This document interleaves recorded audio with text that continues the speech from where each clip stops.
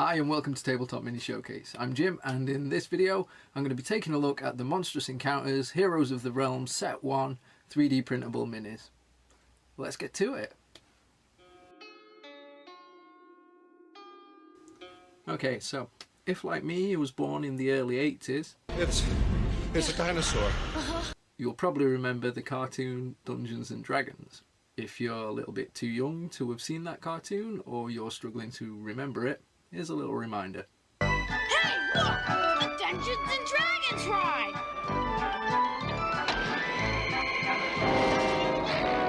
Wow, neat! Give me a break. I don't like this! Whoa! What's happening? Whoa! Where are we? Look out! Fear not, Ranger. Barbarian, magician, thief, cavalier, and acrobat.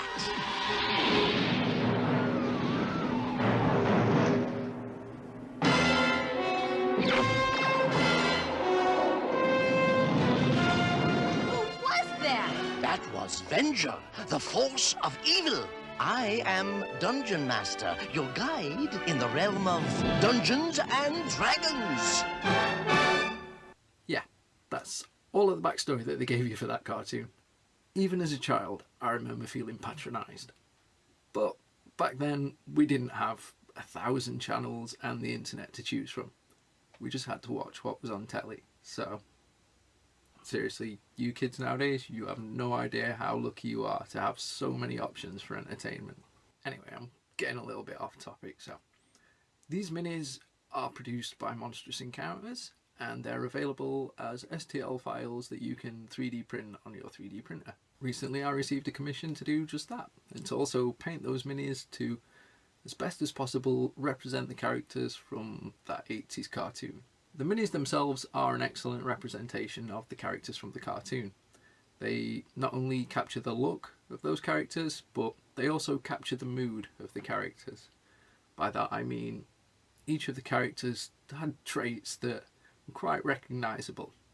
For instance, Eric the Cavalier was always a very cowardly character, and you can kind of see that in the sculpt. He looks like he's afraid to be in the situation that he's in, the way that he's kind of cowering back with his shield. Presto the Wizard was always kind of a character that lacked in confidence, and I think you can see that in the sculpt. He seems like he's casting a spell, but he's just not sure that spell's going to work. Hank the Ranger, the most masculine of the characters, looks very masculine. He looks like he's ready to go into battle. The way that he's pulling his bow back, ready to fire a shot off at Venger, is exactly how he should look. Bobby the Barbarian, the smallest of the children, again looks just like he should. He was always a very boisterous young child who kind of took on fights bigger than he should, and I think you can see that in the sculpt. He looks confident, he looks like he's ready for battle, and he looks pretty fearless, which is a good representation of that character. Diana the Acrobat always seemed like a very confident woman,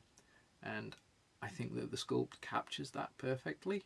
She looks like she's ready to take on anybody that gets in her way. Sheila the Thief was always a very girly girl in the cartoon, and I think that comes across in the sculpt. The way that she's pulling her hood up, which turns her invisible, is very sort of closed in and kind of like she's afraid to be in battle, which is again really close to the type of character that she was in the cartoon. Uni the Unicorn is probably my favourite of these minis. It really does capture the feel of that cartoon. Uni was always a very, very cute little baby unicorn, and this mini looks like a cute baby unicorn. You couldn't really ask for more from the sculpt. The Dungeon Master is absolutely spot on. In the cartoon he had a few really idiosyncratic stances that he would show up in, and this is in one of those idiosyncratic stances that he would show up in, so he's absolutely perfect. The minis printed out really, really well. I didn't have any problems with the printouts. The supports worked perfectly. The only issues that I really had with the minis themselves is they're quite small because they're supposed to be children, which is fine, but resin can be quite fragile, and a lot of the details on them are very, very thin. So I found they did break quite easily. So if you are going to print them out, I would recommend maybe using some resin that's got a little bit of a give to it.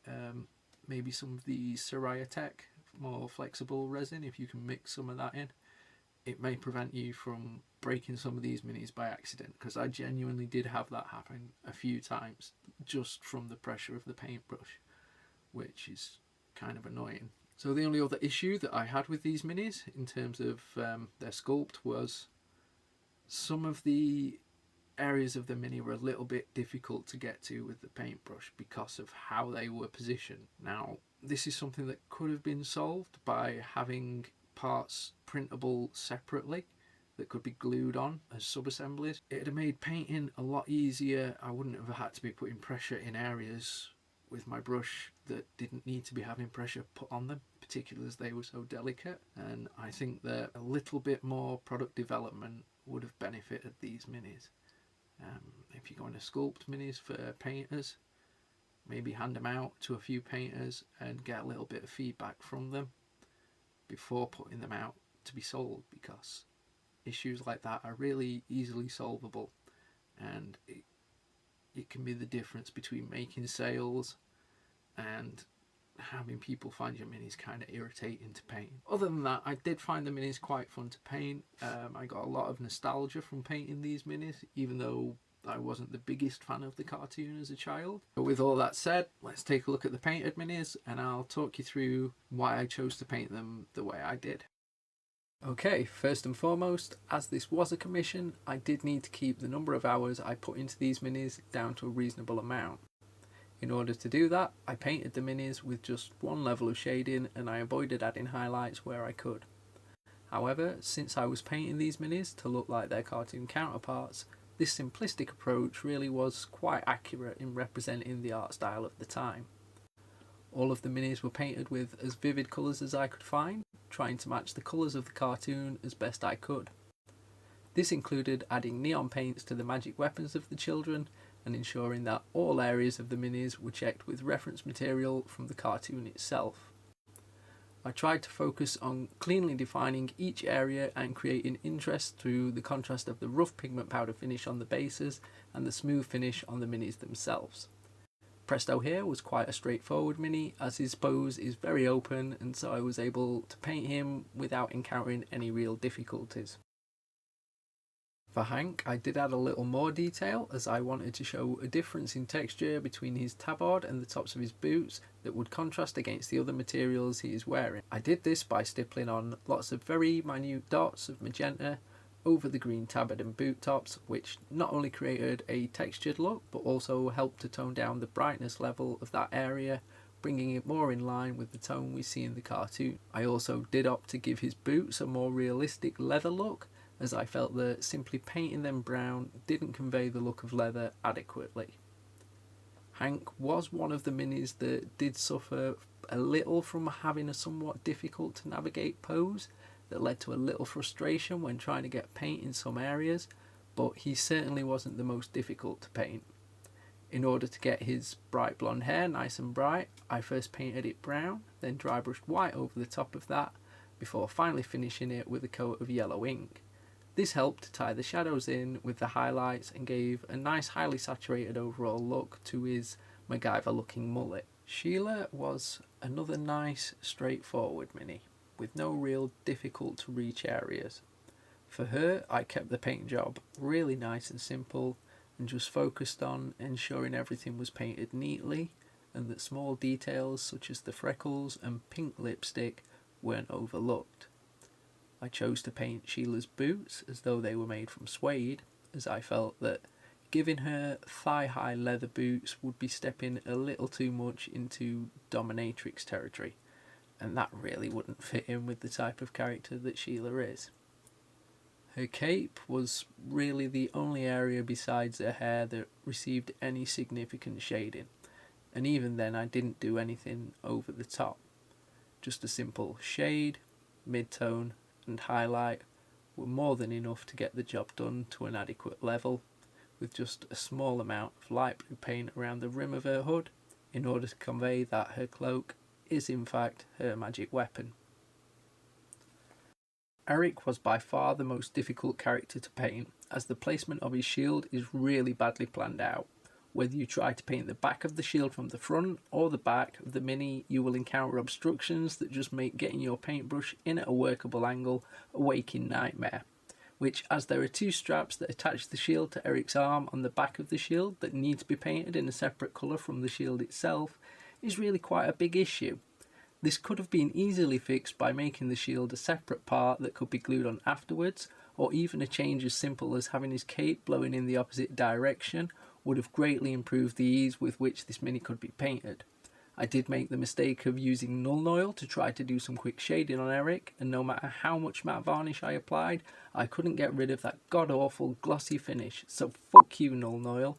And as much as the shine bothered me, I wasn't about to go back to square one and repaint this mini, considering what a monumental pain in the nads the back of the shield was to paint in the first place.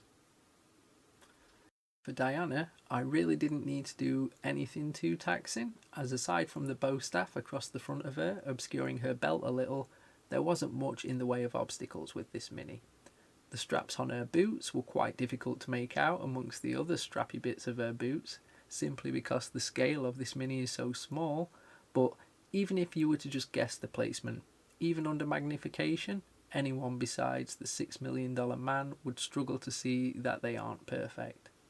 That being said, I would definitely recommend investing in a good form of magnification if you're planning on painting any of these minis, as there are so many very small details on them. And although you could just ignore those details, I think we both know you aren't going to do that, are you? I didn't think so. I did quite enjoy painting a skin tone other than Caucasian, and painting this mini has definitely given me a little more confidence in doing that, which I will for sure be putting into practice with my honoured Scion Space Marines in the future. Bobby, the smallest of the children, was a surprisingly straightforward mini to paint. Due to his size, you really don't need to worry too much about adding shading and highlights, as the mini is so small that you can barely see them anyway. He did suffer with the same difficult to read straps on his boots as Diana, but again, you could just paint them on however, and with him being so small, nobody would be any the wiser. Fitting the freckles on his cheeks was quite a task, but since they are part of the original cartoon's design, I did feel like it was worth making the effort and getting those details on there. For his club, I wasn't too sure how to create the glowing effect, but I eventually decided to do a sort of cell shading type effect, whereby I added a line around the perimeter of the club that from the front and back angles gives the club the appearance of a glow. This really relies on the mini being viewed from a specific angle, but even with that being the case, it still does look cool from any angle, and due to the mini obscuring the line of sight from most of the viewpoints, it works well. Uni was easily the simplest mini to paint, with the little cutie being both tiny and comprised of very few colours.